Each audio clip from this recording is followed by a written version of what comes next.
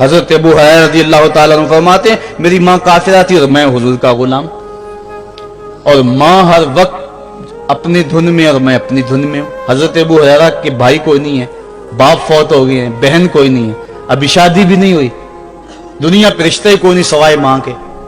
گھر آتے ہیں تو ماں سے بات کرنی ہوتی ہے، جو سن کے آتے ہیں ماں سے وہ دکھ پھولنا ہوتا ہے، بات کرنی ہوتی ہے، حضور کی باتیں سنانی ہوتی ہیں، لیکن ماں ہے اتفاق سے کافرہ ہے، حضور کی بات وہ سننا گوارا نہیں کرتی۔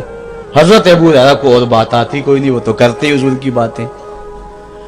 ایک دن حضور کی بات چھیڑی، ماں کی زبان سے کوئی جملہ ایسا نکلا جو سخت تھا، گوارا نہ ہوا، چھوڑ دیا گھر کو۔ ماں تیری عظمت کو سلام، لیکن رسول اللہ کے مقابلے میں تیری کوئی شان نہیں ہے۔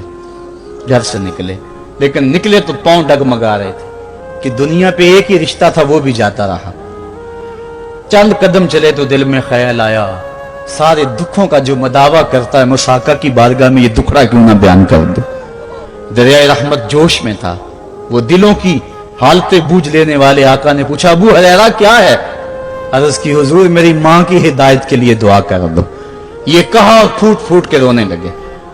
حضور نے فوراً ہاتھ اٹھا دیے اور مسلم کے لفظ ہیں اللہ مہد ام ابی ہریرہ تا، ہے اللہ ابو ہریرہ کی ماں کو ہدایت عطا کر دے۔ بس یہ بات سنی حضرت ابو ہریرہ کا چہرہ کھل اٹھا، اپنے گھر کو دوڑ لگا دی۔ کوئی رستے میں ملا، کہا ابو ہریرہ اتنی تیز تو تم کبھی نہیں دوڑتے تھے، آج کیا ہوا؟ اتنی تیز تیز کیوں دوڑ رہے ہو؟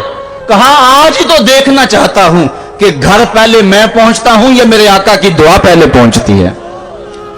حضرت ابو ہریرہ فرماتے ہیں جب میں گھر پہنچا تو دروازہ بند تھا، میں نے دستک دی، اندر سے آواز آئی بیٹا ٹھہرو میں آتی ہوں۔ کہا اس لہجے کو جان گیا، اس میں محمد کی بولی بول رہی ہے۔